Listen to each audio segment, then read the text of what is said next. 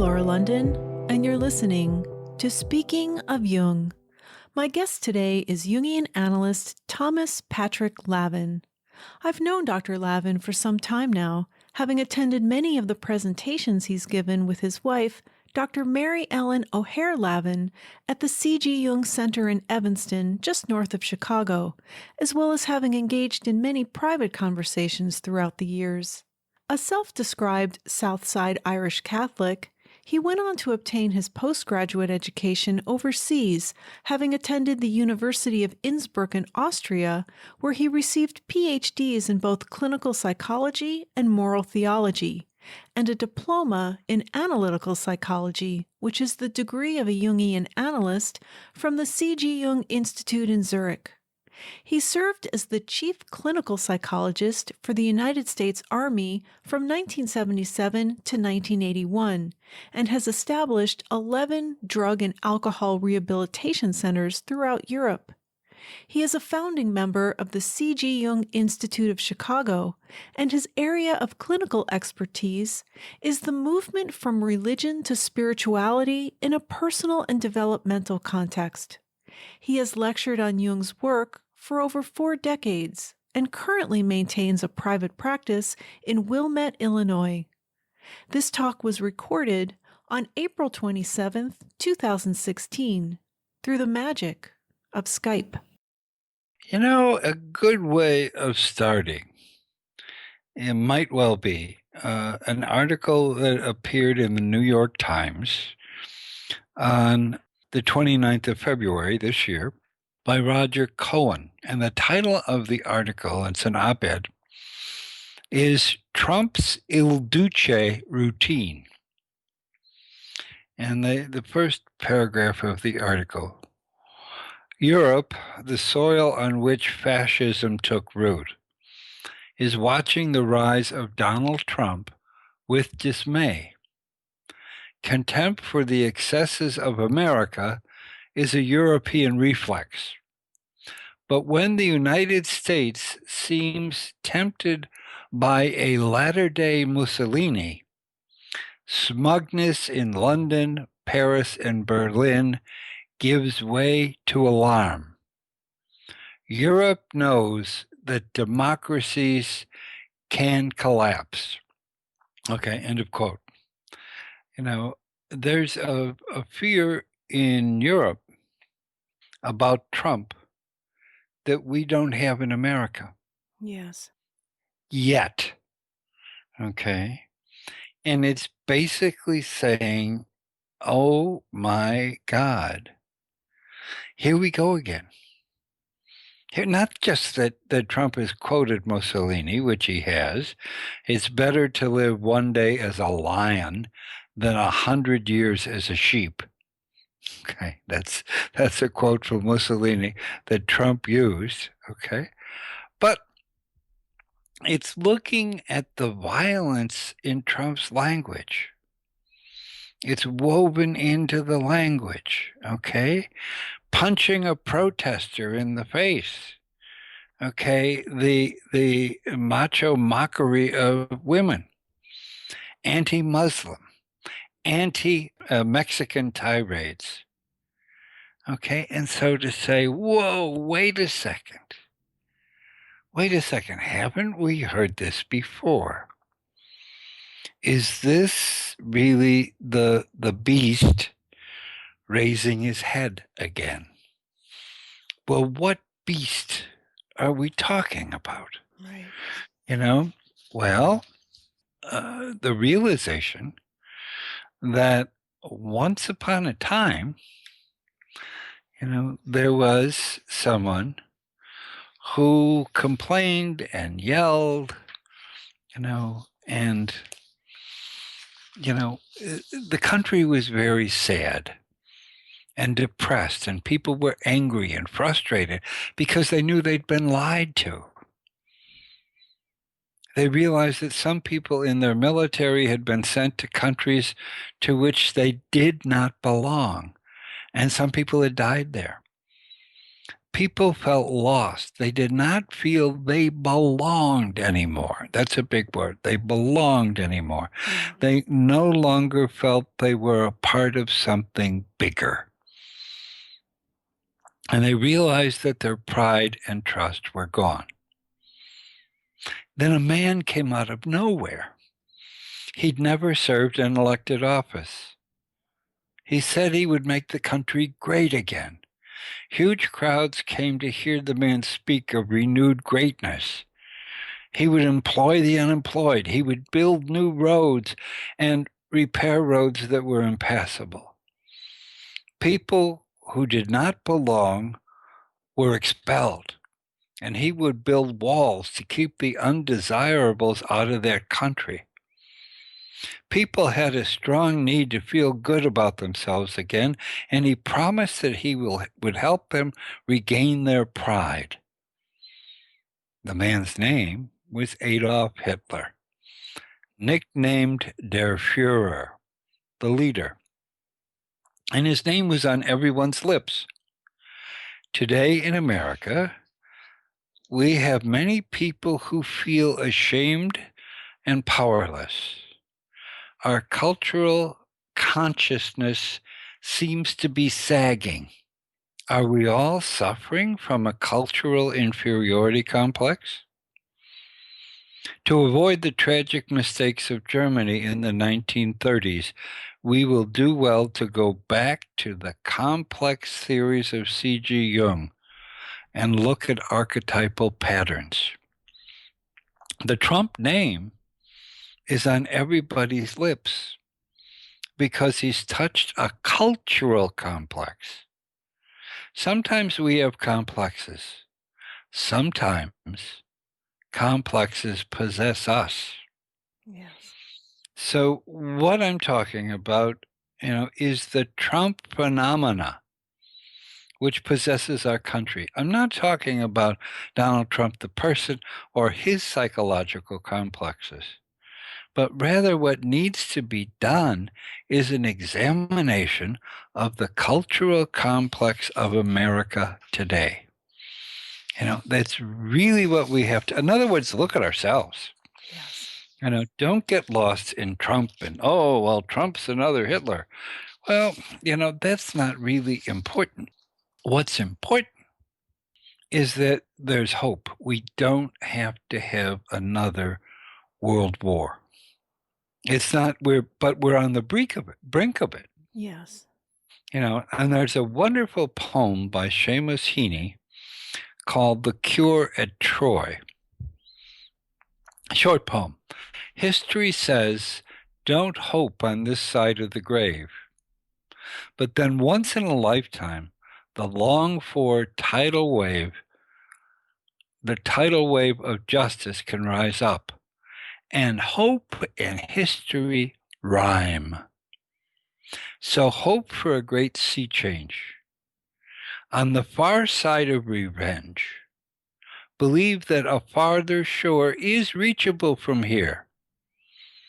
Believe in miracles and cures and healing wells. I think that's a terrific poem. And it really says, history says don't hope. There's no hope. Right. This is going to happen again. There's no hope. We just have to every now and then bring up the god of war and have revenge. Ah, right. Okay? You knocked down the World Trade Center, that symbol of our power. We're going to get you. Yeah. Don't you dare. We're going to get you. And just to realize that we're more than revenge. Hope for a great sea change on the far side of revenge. So we're in a sea change. Very important realization. What's a sea change? Well, there are other ways of talking about it, but a sea change basically is a change in values, or what Karen Armstrong talks about as an axial age. And she borrows that term from the German philosopher Karl Jaspers. Okay, called this period, what period? The period between 800 and 200 BCE. All right, that 600-year period was pivotal in the spiritual development of humankind. Why? What happened? During these 200 years, or 600 years, I'm sorry, during these 600 years, new religion and philosophical systems emerged. Confucianism and Taoism in China, Buddhism and Hinduism in India, monotheism in the Middle East.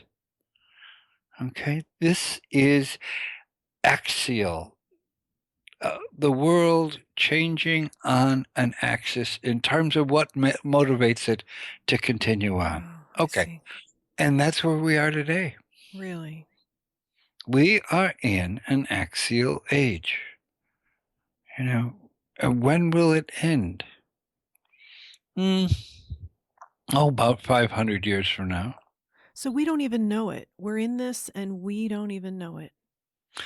Few do. Few know it. Some know it. You know, that we are, there's a book called Thriving in the Cross Current. And the author is Jim Kenney, Kenney.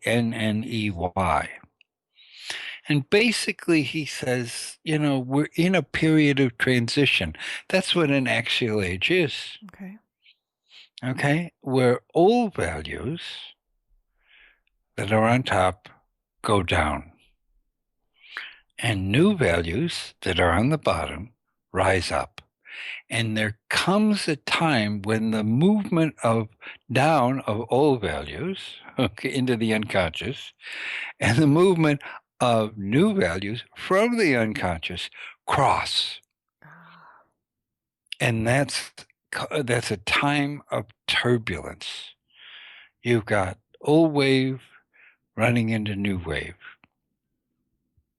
And that's kind of where we are. You know, where we're not completely into the new, and we're not completely finished with the old. You know, patriarchy is still alive. Yes. Okay. We don't have equality.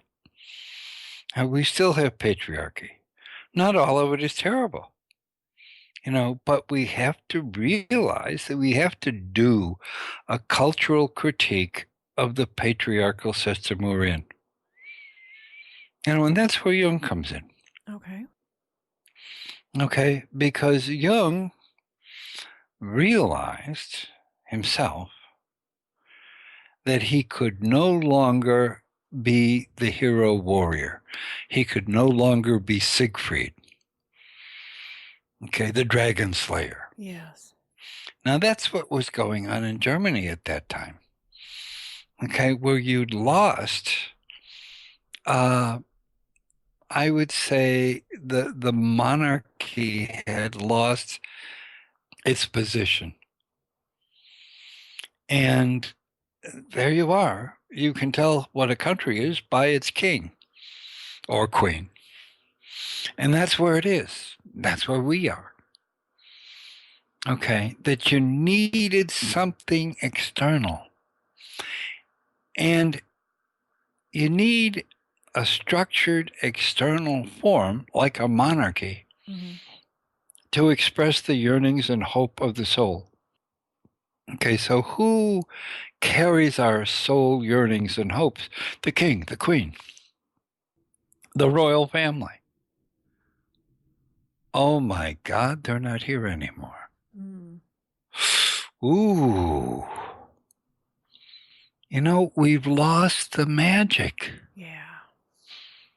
Now, I don't know how many years ago, I wrote my 3 kids.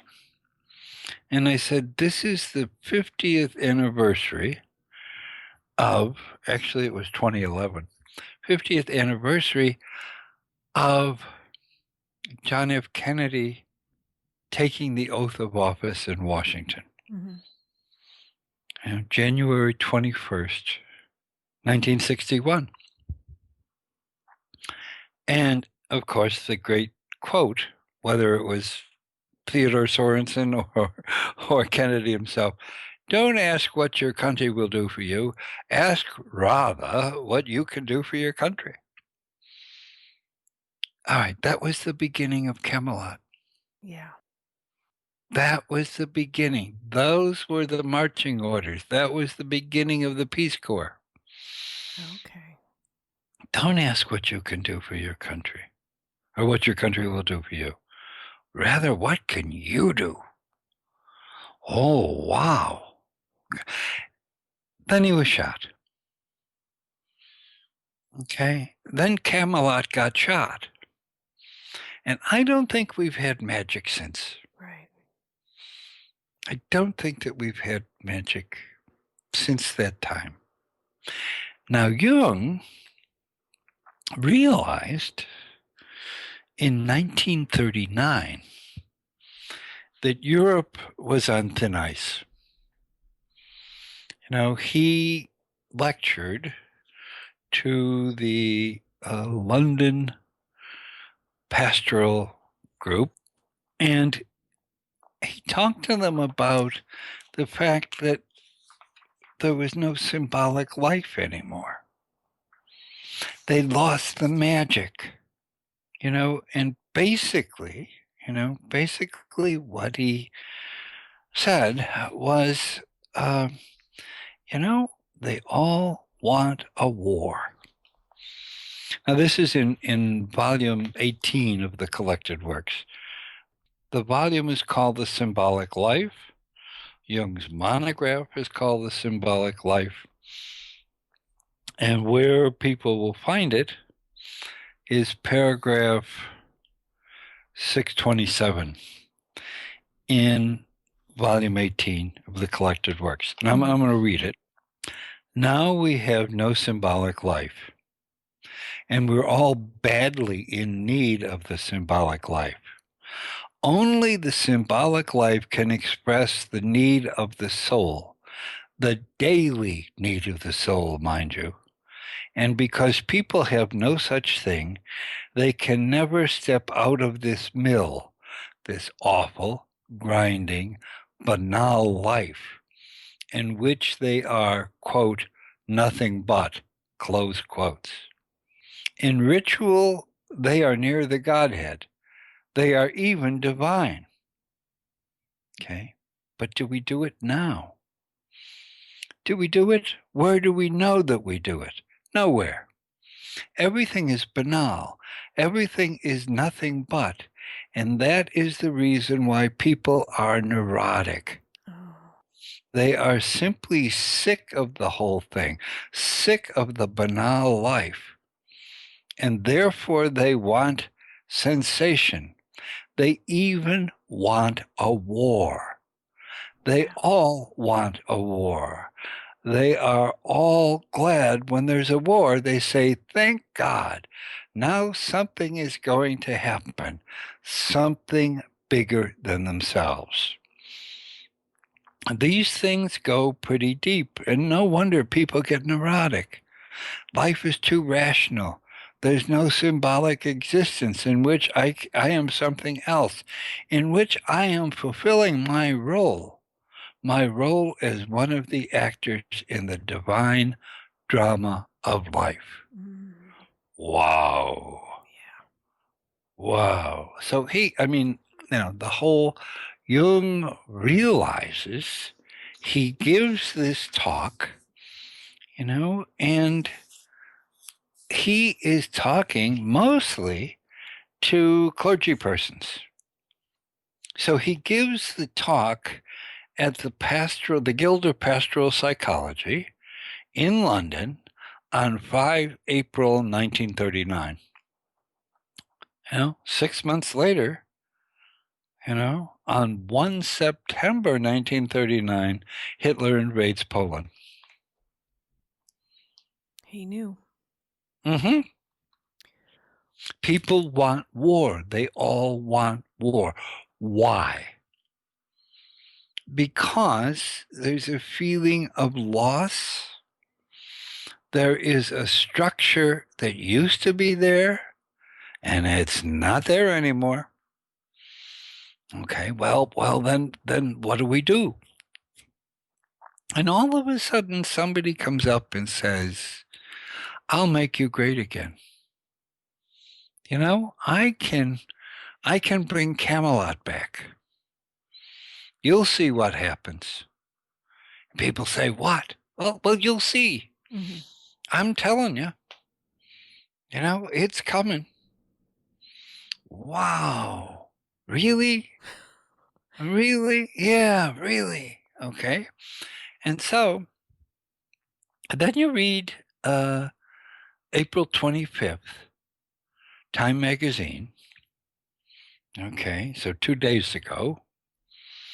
And it says in Time Magazine, you know, there can be mobs and there could be violence at the Republican convention in July. No. Yep, there could be violence. Not saying we want violence, but you know, it could happen. People are angry. Right. People are disturbed. And, you know, there could be a riot or two. What's that? Well, hey, I warned you. I warned you. Mm-hmm. It could happen. What could happen? Well, people get angry, they start punching people. Yeah? Why? Because they don't feel heard. They feel they're not part of something bigger. And if people try to interrupt my nomination, there's going to be punching and fighting around. Mm. That's all I'm telling you. Okay? Well, Jung experienced this whole thing in September of 1937. Okay? Because in 1937, in September, Jung was in Berlin. Mussolini was in Berlin at the same time Jung was. Okay. Okay, and there was a parade with weapons, and illdouche and der Führer marched along, and Jung was right at the barricade, and he and Hitler met eye to eye. Wow. You know, one split second. Mm. And then Hitler continued to march on. Jung shook involuntarily. Mm. A whole deep fear came over Jung. And he shook. And then he turned to C.A. Meyer, who told me the story, who was his second in command, his lieutenant. It was C.A. Meyer that founded the Jung Institute, not Jung. And he turned to Meyer and he said, "Go to the main train station and get tickets for Zurich immediately. Mm. This man is possessed. He's psychotic. We've got to get the hell out of here." Meyer looked at him and he realized that Jung was in a state of panic, and he didn't argue and say, "Why, can't we wait till tomorrow?" Meyer Right. just took off, and got the tickets, and they left for Zurich the next day. Oh, what happened to Jung? Yeah. I remember years ago, it was Christmas time. We were living in Nuremberg. We had a 5-year-old and a 4-year-old, and we took them at Christmas time to see Hansel and Gretel. Mm-hmm.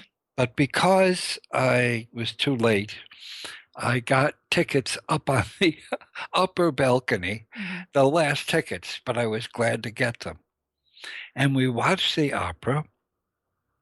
And at the point, we were up so high that we could see off stage a bit.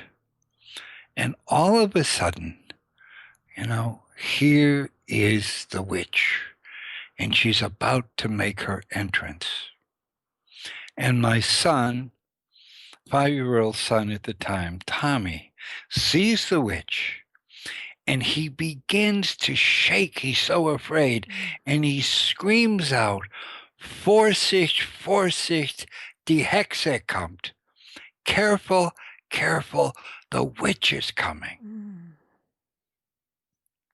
The whole opera house broke into laughter. And then the poor woman, the poor actor, had to come on stage. Vorsicht, die Hexe kommt. Okay, that same type of seizure is something that happened to Jung in September of 1937. This Hitler is possessed. Okay, and so to understand what happened, Jung looked into the eyes of Hitler, and he saw the eyes of a man possessed. Now, we got to go back just a bit to possession. Okay. Because to be possessed is normal. We're all possessed at one time or another. Really? Yeah. We get scared. Deeply, very scared. When we see physical violence right in front of us. Right. Whoa. Okay. We are scared. This punch, this slap, this shot puts us into a state of panic. Right. Now, that's the negative side. There's a positive side. When we are in love, we're possessed. Yes. I've often walked down the street before. The pavement always stayed beneath my feet before. All at once am I several stories high, knowing I'm on the street where you live. Oh, that towering feeling. Hello? Is that possession? You bet your sweet boopy you are possessed. Yeah. Okay. So we have positive possessions. We have negative possessions. Okay. The name in Jungian psychology for possession, or we'll use the German word seizure. Okay, that name is complex. If we are seized by something, by an emotion, positive, negative, go down your list of emotions. Okay, when we're really seized by an emotion, we're in a complex. Okay, I was bitten by a collie dog when I was 5 years old. When I was 10 years old, I was walking down the street and I saw a collie coming on the same side of the street. I immediately crossed the street and continued walking. Who crossed the street? Well, I crossed the street. Yeah, but wasn't it really your complex? Had it been a schnauzer, had it been a greyhound, had it been, a wolfhound even, but it was a collie. And in my memory went click, collie, get away now. Don't even think about it. Okay. And we can go positive. We don't decide we're going to love someone. We fall into it. Oh, she fell into love. Yeah. She fell into love. She's a straight A student. How could she fall into love? That's how love happens. Straight straight D student or straight A student. Right. It happens the same. Just happens the same way. So what is this then? What is this? A image that is strongly accentuated emotionally appears outside or inside. Okay, it appears. You've got to have an image, but the image alone is not is bland, but this is an emotion laden image. Yes. Okay, if there's no emotion, there's no complex. But no, it really is as simple as that. Now, Jung called his psychology complex psychology. That was Jung's original name Right. for his psychology. It is still the best name for his psychology. I think so too. Okay? So, about 1934, Jung's assistant said, people misunderstand. When you talk about complex psychology, they think you're talking about a Freudian Oedipal complex, and that's, and you're not talking about that. Yes, said Jung. Said, well, let's change it to what you're doing is talking about things that need to be analyzed. We'll call it analytical psychology. And that's how analytical psychology got its name. It was Tony Wolff about 1934. Well, even that name is insufficient. It still should be complex psychology. But what happens in deep, deep work is not analysis, from the Greek analane, to take apart. Mm-hmm. But what happens is symbolysis, from symbolane, which means to bring things together. Oh, right.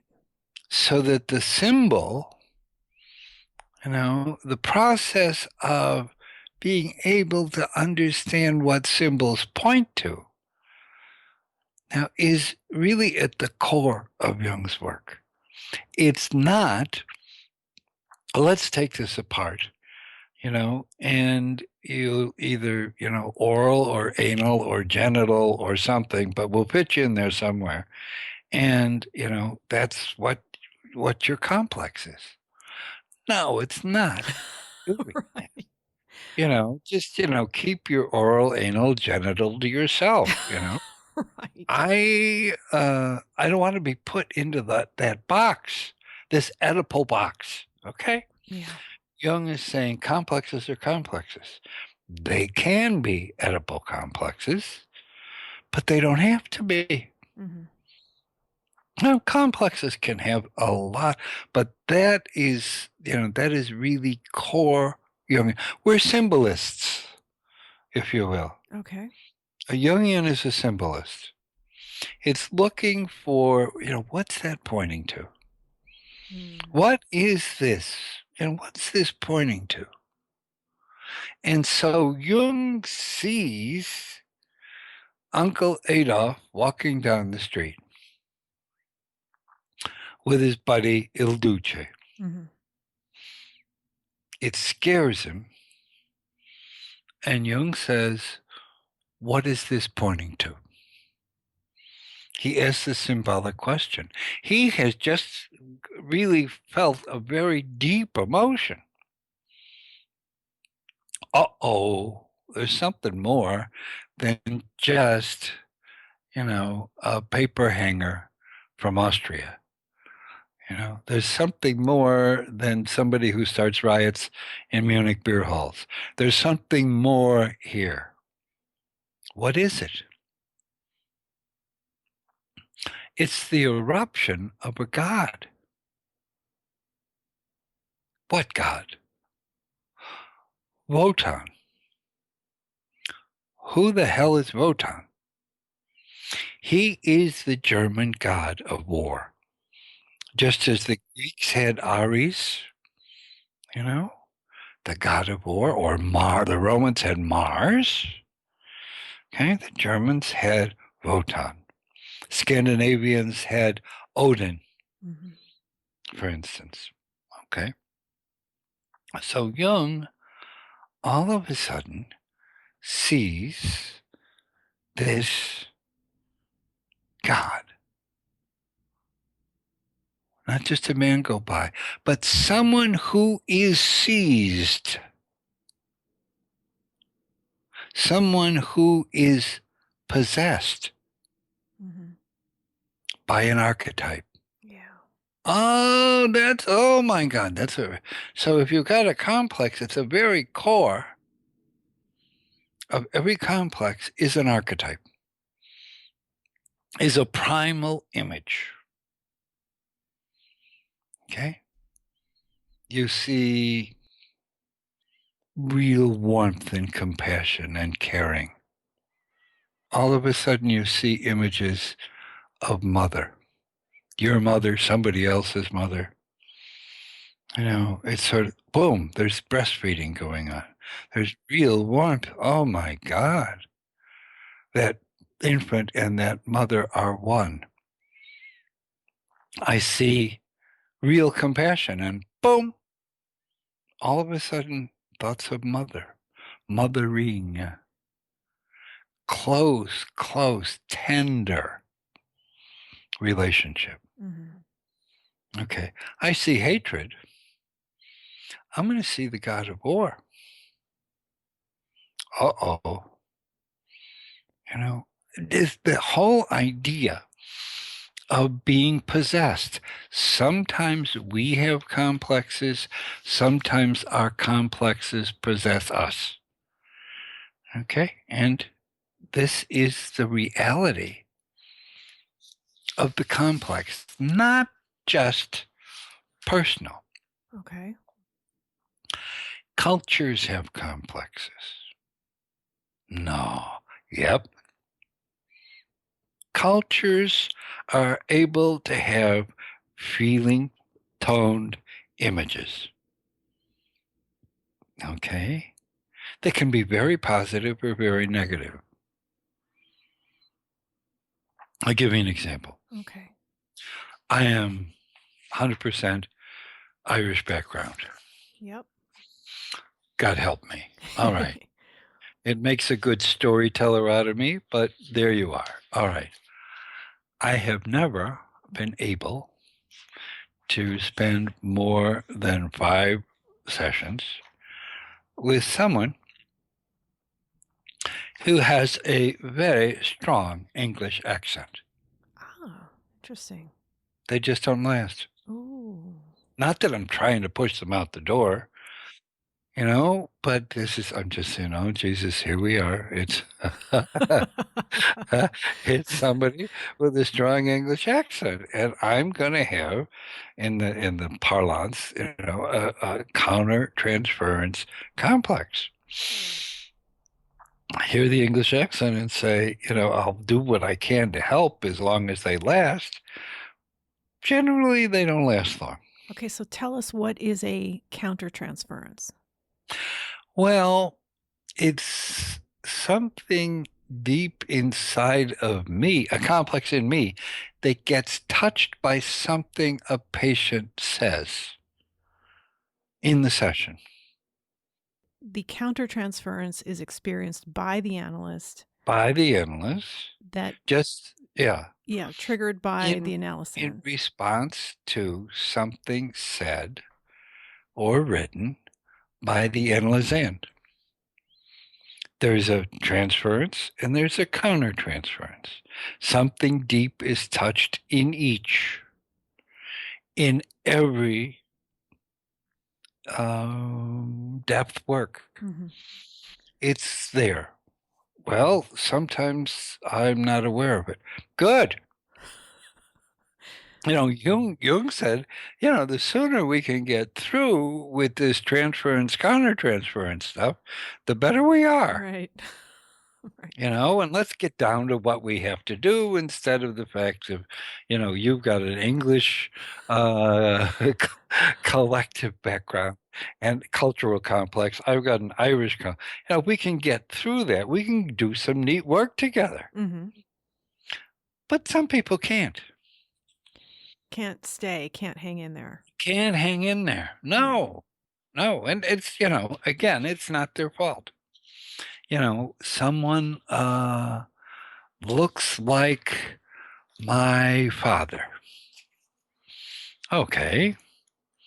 I don't feel good about my father at all. Mm-hmm. Oh, I'm having real difficulty. This therapist doesn't really, I don't know. He doesn't understand me. Right. I'm trying, honest to God, I'm trying as best I can. This guy just doesn't get it. As a matter of fact, he can't get it. Mm-hmm. Ah, okay.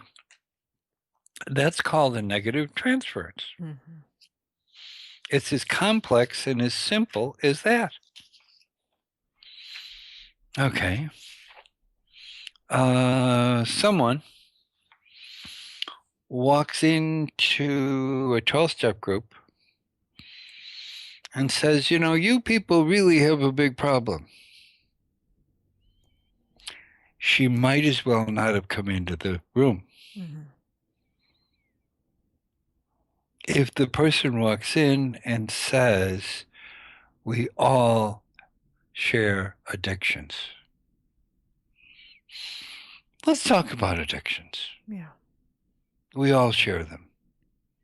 Instead of this you people bullshit. Right. Okay? Because you lose them. Yeah. You lose them. You've got the complex. I don't have the complex. Right. Okay. So, we've got Jung saying, uh-oh, there's something deep going on in the advent of Hitler. I've got to find out what it is. And all of a sudden, he realizes, oh, it's the god of war. Mm. This guy is violent. This guy is nasty. This guy has only men walking with him. Of course, that would be the style in 1937. Mm-hmm. This guy's a bully. This guy is a con man or showman. This guy is a demagogue. But these are all words that were used on the cover of Time magazine on the 14th of March this year with Trump's picture. Yeah. Bully, showman, party crasher, demagogue. And then there's one little box that doesn't have a check, and it says the 45th President of the United States. Oh, no. Oh, no. A con man? The President of the United States? A party crasher? Let's, someone that says, yeah, punch him in the mouth. That's scary. Especially when we're dealing with a nuclear age. Yeah. Okay, and Jung says this in volume 10. Jung used the mythology of Wotan to understand what was happening in Germany. He realized the god of war, is all of a sudden rising up. And that this guy, Hitler, was possessed. And the German words are interesting. I'm quoting from Deidre Bayer's book, page 455. And it's the word ergreifen means to seize. And so you have the Griffenheit is the state of being seized, like my son was in the Nuremberg Opera, or that Jung was seized in Berlin, meeting Hitler eye to eye, possessed. Then you've got Ergreifer, and that's the one who seizes. Okay? And then finally, you have Ergriffener, that's one who is seized. Now, what happened with Hitler is that he not only seized Germany, okay, but he was also possessed by the god of war. So with our, kind of Greek background, we're saying, oh, god of war. Well, that's Mars. Or that's in Greek, that's Ares. And unless you're German, you don't think of Wotan. But if you're German, you do think of Wotan. So it's important to say that Jung was possessed by a man who was possessed. So talking about our Griffenheit, that's the state. Ergreifer, one who seizes. And in Hitler's case, it was he who seized the German people. Okay. But Ergreifener, or in English we'd say the passive voice, is one who is seized. So Ergreifer is active voice. Ergreifener is, all right, so we see a seizure taking place, like an epileptic seizure, if you will. Right. Okay. Now, is this for good or for evil? We don't know. We're not sure. Could be for good, could be for evil. And that I think is just when this thing comes up, we can't tell. Winston Churchill wrote in 1935, and I'm quoting, "We cannot tell whether Hitler will be the man who will once again let loose upon the world another war in which civilization will irretrievably succumb, or whether he will go down in history as the man who restored honor and peace of mind to the great German nation." Wow. Winston Churchill, 1935. You're not sure, this guy's got a power, he's got a charism, he's got a magnanimity about him. He's a showman. People come and listen to him. Yeah. Like they do Trump. Yeah. Okay, and we don't know, is it for woe, how is this going to turn out, says Winston Churchill. Okay. When this happens, when the seizure happens, then we get mobs. We get people coming together in anger. We get mobs, and people are pissed. Okay, all sorts of instincts, not nice, come up in mobs. If I'm sitting at home alone, watching the television or the birds in the backyard, those emotions don't come out. What do you mean? In other words, I'm at home. I'm not angry. I'm not ready to punch somebody in the face. I see. That degree of anger doesn't happen on our back porch. At least it hasn't happened yet. Right. And I hope it never Right. does. But Okay. there you are. Okay. So that, when people are angry, beyond normal, then something's happened. We're in a complex. All of a sudden, we can see we're different. A different part of us has come up. Things become dangerous.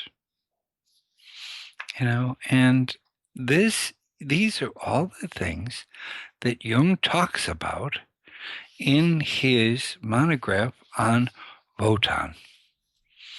Things become dangerous. Collected Works 10. The title is Wotan, and it's paragraph 373. The ancient god of storm and frenzy, the long quiescent Wotan, can awake like an ancient volcano to new activity in a civilized country that had long supposed to have outgrown this god in the Middle Ages. We've seen him come to life in the German youth movement. Right at the beginning, the blood of several sheep was shed in honor of his resurrection. That means that there was a ritual at the beginning of some sessions of the German youth where they would kill a sheep. Right. Armed with rucksack and loot, blonde youths, and sometimes girls as well, were to be seen as restless wanderers on every road from North Cape to Sicily. Okay. Faithful votaries of a roving god. Later, towards the end of the Weimar Republic, the wandering role was taken over by thousands of unemployed who were to be met with everywhere on their aimless journeys. But by 1933, they wandered no longer, but marched in their hundreds of thousands. The Hitler movement literally brought the whole of Germany to its feet, from 5-year-olds to veterans, and produced the spectacle of a nation migrating from one place to another. Wotan, the wanderer, was on the move. I'll stop there. The restless wanderer. So Jung, all of a sudden in Berlin, looks into Hitler's eyes and says, "Oh my God." But the God is Wotan. Yeah. Now, it's very important to realize that Jung had to deal with his own hero, warrior. And Jung did that in 1913. Right. Jung had a dream of Siegfried. And Siegfried, the dragon slayer, had to be killed. And Jung and what he says, a dark man, a savage, Jung and the savage kill Siegfried. Mm-hmm. Has to happen. Has to kill Siegfried. Yeah. Oh no. Why? Because if he doesn't kill Siegfried, he's going to really get caught up in all of the hero warrior type of stuff that was happening in Germany at that time. Because this is the beginning of World War I. Mm-hmm. And Jung has the dream, and he is really distraught. He is really bothered. And you can read this in Memories, Dreams, and Reflections. My cover page in the 170s. It's in the chapter Confrontation with the Unconscious. Mm-hmm. Okay, and Jung has this dream on the 18th of December, 1913. I was with an unknown brown-skinned man, a savage, in a lonely, rocky mountain landscape. It was before dawn. The eastern sky was already bright. Stars were fading. Then I heard Siegfried's horn sounding over the mountains, and I knew we had to kill him. We were armed with rifles and lay in wait for him on a narrow path over the rocks. Siegfried appears high on the crest of a mountain in the first ray of the rising sun. On a chariot made of the bones of the dead, he drove at furious speed down the precipitous slope. When he turned a corner, we shot him, and he plunged down, struck dead. Filled with disgust and remorse for having destroyed something so great and beautiful, I turned to flee, impelled by the fear that the murder might be discovered. But a tremendous downfall of rain began, and I knew it would wipe out all traces of the dead. I had accepted the danger of discovery, escaped the danger of discovery. Life could go on. But an unbearable feeling of guilt remained. All right. When he awoke, he's got the dream. He says, I've got to understand it. An inner voice says, you must understand the dream. You must do so at once. He's trying to figure out the dream. The voice comes back again. If you do not understand the dream, you must shoot yourself. In the drawer of my night's table lay a loaded revolver. I became frightened. Then I began to realize Siegfried represents what the Germans want to achieve heroically, to impose their will, to have their way. Where there's a will, there's a way. I had wanted to do the same, but now that was no longer possible. The dream showed that the attitude embodied by Siegfried the hero no longer suited me. Therefore, it had to be killed. Okay. After the deed, I felt an overpowering compassion, as though I myself had been shot. A sign of my identity with Siegfried, as well as of the grief a man feels when he's forced to sacrifice his ideal and his conscious attitudes.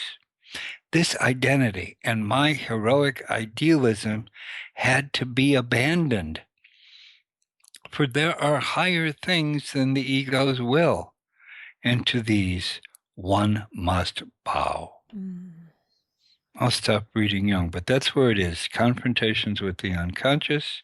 So Jung lets go. He kills Siegfried, much to his shame, because there are higher things than the ego's will.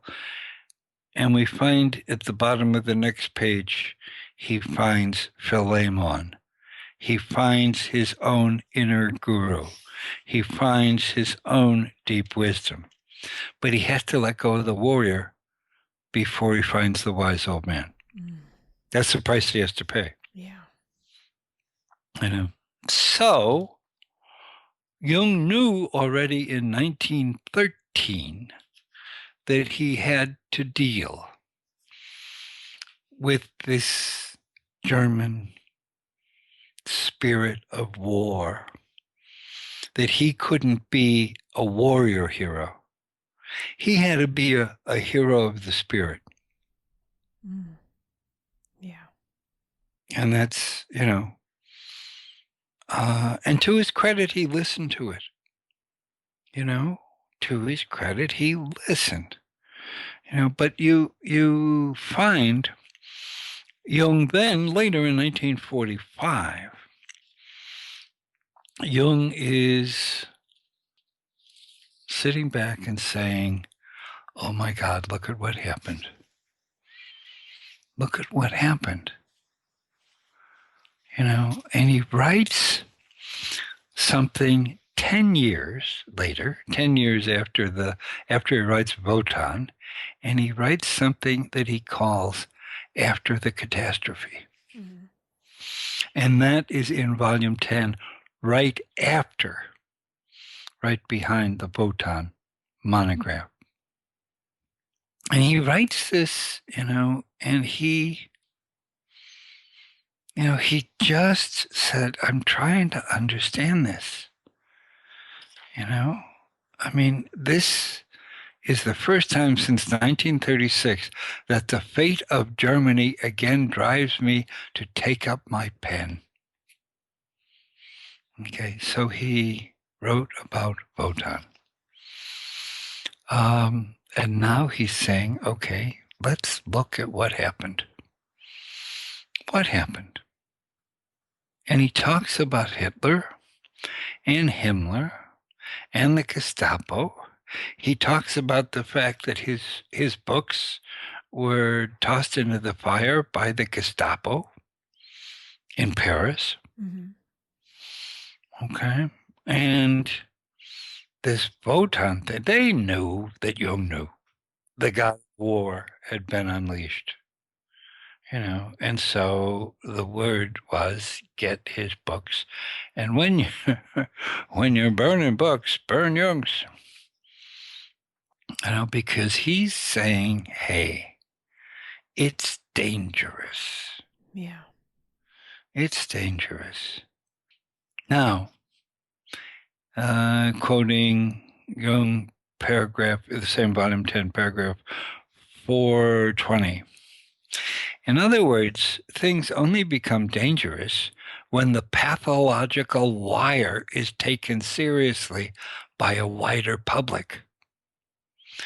Like Faust, he's bound to make a pact with the devil and thus slips off the straight path. Okay, well, we're dealing with, a liar when we're dealing with Trump. And again, back to Jung, one cannot help wondering if the evil spirit had not already taken possession of Hitler long before he seized power. Around 1936, many people in Germany were asking themselves the same question. They expressed fears that the Führer might fall a victim to evil influences. He dabbled too much in black magic. So there you are. The fear of the German people are saying, whoa, he's not your normal type of politician. This guy is a little weird. Okay. He thinks he's powerful, more powerful than he is. And there's danger ahead. Why? Because a pathological liar is taken seriously by a wide public. Mm. And you can go right to volume 10 and go to paragraph 420 towards the end. And that's where you'll see that quote. I attended your talk at the C.G. Jung Center in Evanston, and your talk about what you're calling the Trump phenomena. And you opened with how our culture has a complex, our group has a complex. So how is that factoring into right now how we as a nation are responding to Donald Trump? And there is mixed reaction. I mean, yesterday there was another Super Tuesday and he won. Yep. But everybody that I know and what I see on Twitter and Facebook daily is this hatred for Trump. So what is happening here? He's, that much hatred. Now he's in a cultural complex. I can be angry at you, Laura, but I don't hate you unless I think you're possessed. by Okay. your own demon. That brings up hatred. And so it's saying, all right, just as you have personal complexes, okay, and I walk across the street when I see a collie, all right, well, my complex walks across the street. So a culture can have complexes where we are really very much afraid of our own shadow. Yeah. So, basically, the whole idea, the realization that America's no longer a superpower. America, we've lost that, just as the Germans lost the Kaiser, okay? Right. All right. And, well, who's going to take his place? Italy lost its many kings. Well, we need an illdouche to take the place. We need something extraneous out there to take the place. But superpower, now that we have nuclear tools, Right. we can't have a superpower again. We can't do Hiroshima and Nagasaki again Why not? because it will destroy the earth. Yeah. It will destroy us all. Humankind has never been in this position before where it has weapons that can destroy the face of the earth. Right. And here we are. And so, to understand that it's not the tribe. You need gods to protect the tribe, but we're not tribal anymore. Oh, we're not national anymore. Oh, Yeah. we're global. Mm-hmm. Global? Yes, global. So that you can't use weapons when you understand that the whole world is indeed your area of growth, where you belong. Well, we don't belong anymore. No, not to a Kaiser, not even to a party. Well, I'm a Democrat. Well, yes and no. What Democrat? Yeah. Joe Biden? No problem. Okay, some other Democrats? I don't think so. Then the whole idea of realizing, the whole trickster archetype. Part of being a politician is to know how to use that trickster. What do you mean by that? By that meaning, okay, this trickster, someone who is able to excite an audience, bring an audience to its feet, really be the charismatic figure. Okay. Part of being charismatic is being in touch with your own trickster. Ah, okay. Okay, you're able to just wow them. You're in touch with that Hermes inside of yourself, the god of eloquence. Ah, yeah. And but Hermes can be for woe or for weal. You can be possessed by the god of eloquence, like Hitler was possessed by Wotan. So okay, we would to begin to look archetypally really means that we can look at ourselves from a deeper place, positive or negative, or both, and strive for balance in ourselves so that we're not losing the shadow. Therein is the problem, that we get so hyped up on being so good that we turn into a mob. Would you explain that a little bit?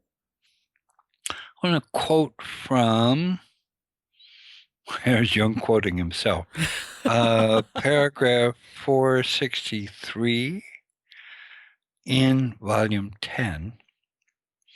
Jung quotes the Terry Lectures, which he gives at Yale in 1937. 37 was a big year for him. He saw Hitler and he got an honorary doctorate at Yale. I mean, God, what a year. Right. Anyway, he says, but if people crowd together and form a mob, then the dynamisms of the collected man are let loose. Beasts or demons that lie dormant in every person until he's part of a mob. Man in the mass sinks unconsciously to an inferior moral and intellectual level, to that level which is always there, below the threshold of consciousness, ready to break forth as soon as it is activated by the formation of a mass or mob. End quote. So that Jung says, we're living constantly on the edge of a volcano. Mm. Okay. And when we have an outburst like this, it can destroy everything, everything in sight. It's certainly a good thing to preach reason and common sense, but what if you have a lunatic asylum for an audience Oh. or a crowd in a collective frenzy? There's not much difference between them because the madman and the mob are both moved by impersonal, overwhelming forces. So, it's like, oh, la, la, la, I'm a Jungian, da, da, da. I don't really read that, but it's not doom and gloom either. Yeah. Okay, it's just saying, all right, I've got a shadow. America has a collective shadow. Yes. Oh, we're all, frontiers people. We're moving out in our covered wagons into, a global understanding of ourselves. Oh, I see. So it's really Little House on the Prairie? Is that what you're trying to sell? Well, yeah, kind of. Well, you're deluding yourself. Mm-hmm. You're deluding yourself. Oh, here's at the end. He has paragraph 485. The struggle between light and darkness has broken out everywhere. The rift runs through the whole globe, and the fire that set Germany ablaze is smoldering and glowing wherever we look. The conflagration that broke out in Germany was the outcome of psychic conditions that are universal. The real danger signal is not the fiery sign that hung over Germany, but the unleashing of atomic energy, which has given the human race the power to annihilate itself completely. The situation is about the same as if a small boy of 6 had been given a bag of dynamite for a birthday present. We're not 100% convinced by his assurances that no calamity will happen. Will man be able to give up toying with the idea of another war? Can we at last get into our heads that any government impassioned patriots, of Siegfrieds, with signs, of mobilization should be executed immediately? In other words, kill the mob, Mm-hmm. kill the mob mentality. Don't let it happen. Okay? It's time, high time, that civilized man turned his mind to fundamental things. It is now a question of existence or non existence. Ta da! So, you look at this and say, well, he's a goof I mean, come on. You don't have to worry about Trump. He's a goof, and he's not going to be nominated. You know, today Yeah. is the 27th of April. He's creeping ever closer. Yeah. And there are a lot of people angry, and they don't know what the hell they're angry about, except that they can't go on that big vacation, or, we're not going to have scallops tonight for dinner because they cost too much. Mm-hmm. Okay. Anything else you're angry about? Well, I'm angry because we've lost Camelot. Yeah. You know what? We never had Camelot. Yeah. It was it was a great, great image. It was wonderful. It was an act of genius. We're here. Jackie is showing us through the White House. Mm-hmm. Oh man, Jackie Kennedy goes to France, speaks to the French in French, and they all want to become the 52nd state. I mean, this is Camelot. This is wonderful. Mm-hmm. They're enchanted by her and him, by a beautiful couple. And then he gets shot. Yeah. Yeah. So, I mean, it's more than the man. It is the Trump phenomena. Not, they asked me, at the Jung Center, you were there. Is it, you want the Trump phenomenon, right? You're going to hear talk about Trump. No, I'm not going to talk about Trump. I mean, I talk about Trump a little, but I mean, well, he is what, my friend, Dr. Bob Magrisso, called an opportunistic infection. Opportunistic infection happens when you've got a sick, dysfunctional body for a long time. And then what happens, every physician knows, I'm quoting Bob, every physician knows that when the body is weakened by disease, very often the final terminal illness is an opportunistic infection. The immune system, which protects against a myriad of bacteria and viruses and fungi to which we are routinely exposed and can easily fight off, is weak. And so what happens is we get an opportunistic infection, which basically is pointing to the fact that there is a deeper illness. Okay?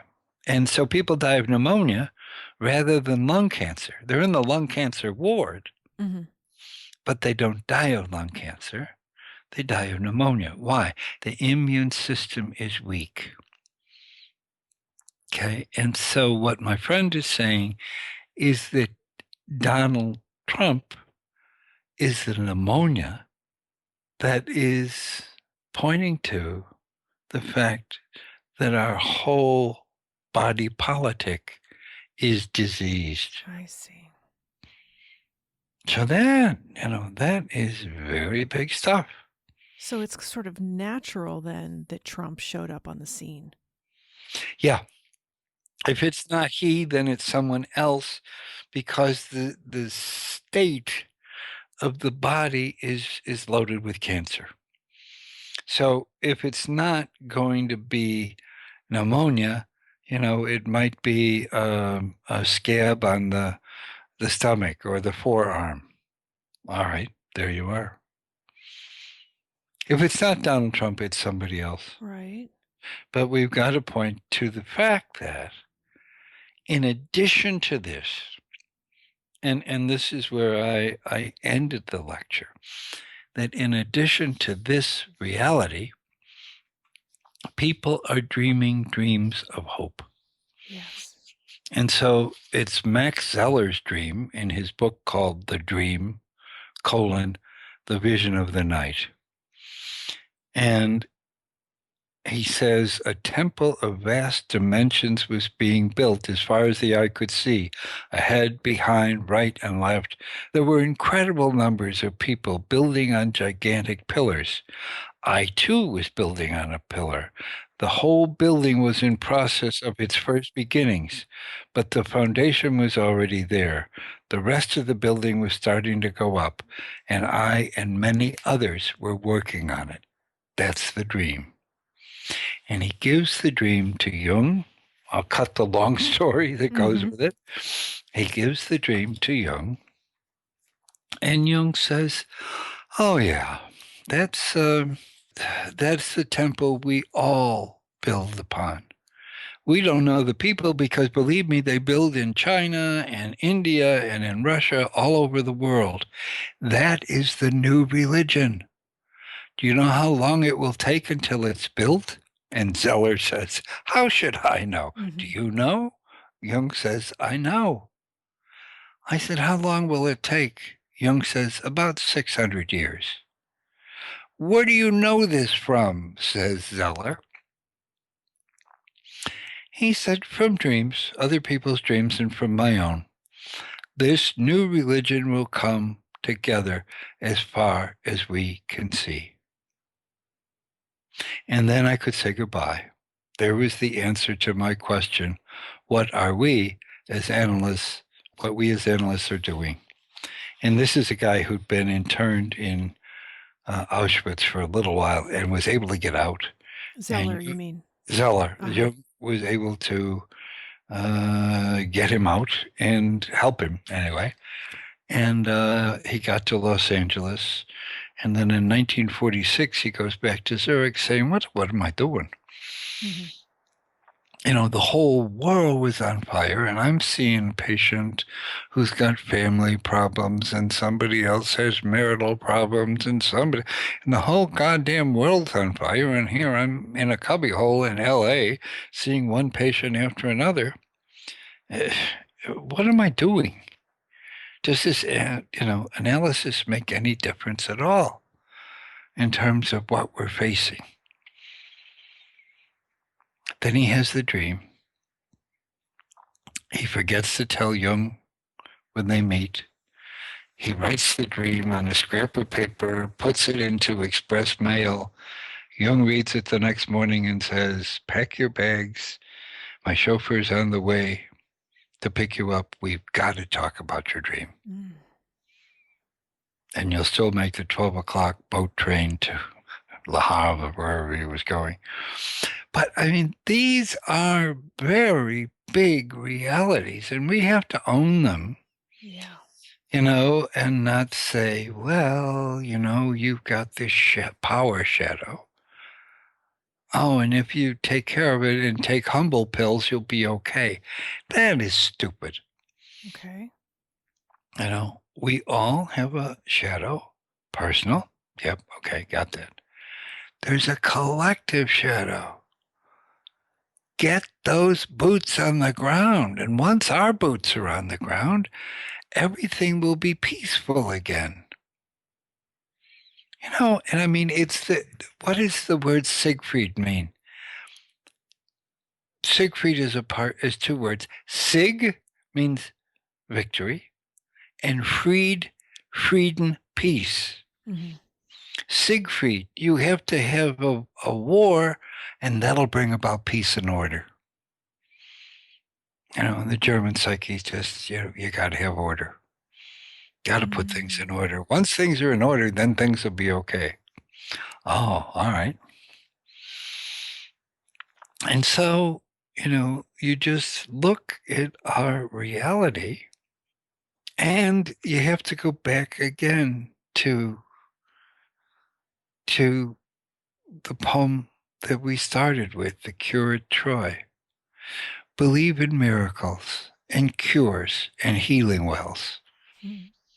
Believe in magic. Believe in the unconscious. Believe that we can move beyond 9/11 revenge. Yes. Get those boots on the ground. We're going to kick ass. You'll be sorry, you guys. Oh, is that what we're doing? Because if we're doing, then we continue the lose-lose vicious circle. Can't do it. Can't do it. Mm-mm. But I think looking at Trump as as an opportunistic infection is saying a lot about our culture. I hope that Trump himself gets rid of his pneumonia, but here we are. And so what do? We work on our pillar. Work on our pillar. Own our own shadow. The more I know myself, my shadow, the less I'm going to see it in you. And the less I have to act it out myself. Ah, right. So there's less projection, but there's less also inner identification. I may keep projecting pervert on you. And as long as I'm projecting that on you, the pervert in me can grow. Can grow. Wow. Uh-huh. Right. Uh-huh. So I think, Jung still has a lot these many years later to just go back to his works like Volume 10, and read what he wrote before and after the war. Mm-hmm. You and I were talking a little bit before we started recording today, and I was telling you, you were asking me, why did I start this podcast? And I said, because people are out there coming up with these new methodologies and these new techniques, and we still haven't comprehended what Jung said, and that most of his work hasn't even been published yet. And there is a wealth of knowledge and information in the work that this man did. He lived a long life, and it was filled with research and dealing with his own self and the psyches of others. And there's so much to be gained by it, and we've just sort of brushed past it. And that's why I enjoy speaking with people like you, and why I want you to share what you know with all of us. And I really appreciate you doing that with us, Dr. Lavin. Oh, you're very, very welcome, Laura. I think it'll probably be the 22nd century where Jung will be really appreciated. Really? It's I don't think it's going to happen in our time. And the reason is that we don't want surgery. We want Band-Aids. Yeah. Wow. And so, it's the quick Jung, or you don't have to read Memories, Dreams, and Reflections slowly and wonder about it. You just do these, three, you got the shadow thing. Okay, I got that cognitively. Yeah. Well, yeah, now that you got it cognitively, you've got it. You haven't come close. What's your experience? I mean, the other day, yesterday, it was gorgeous. Mm-hmm. No, I think it was Sunday. I sat in our backyard and I just looked, and it was so beautiful. The forsythia were out. We have a magnolia tree, and the magnolia was out. And again, the different, things. And I just thought, oh, why wasn't I here last year? Or why wasn't I here the year before? Well, I just wasn't. Well, you should have been. Yeah, I guess I should have been. But I think there comes a time when we're really ready to experience numinosity. Yeah. Well, then you've got to wait for magnolias. No, it can be a snowstorm for that matter, but it's just the openness to the spirit of the time. And I think that's essential to Jung.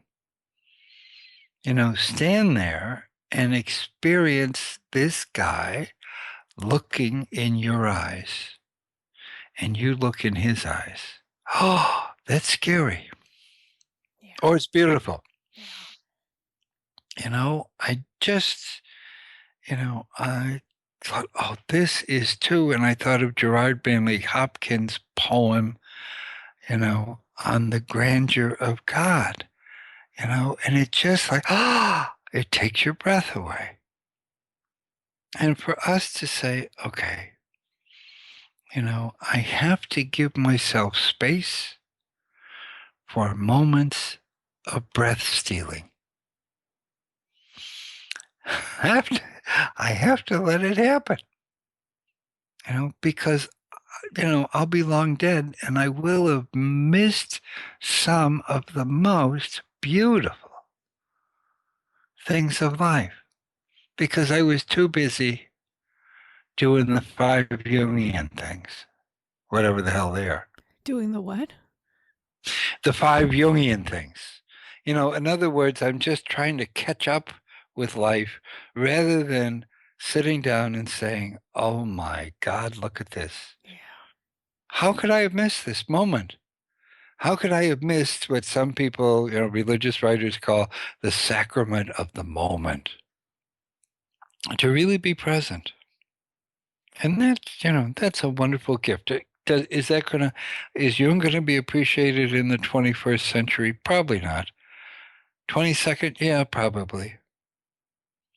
Am I going to understand the voice of myself? The terror and the tenderness? Probably not all. But I'd like to get as much as I can before I die. Yeah. The second lecture on the 22nd, I finished in a way that I didn't on April Fool's Day. Okay. I finished with number 41 of the Tao Te Ching.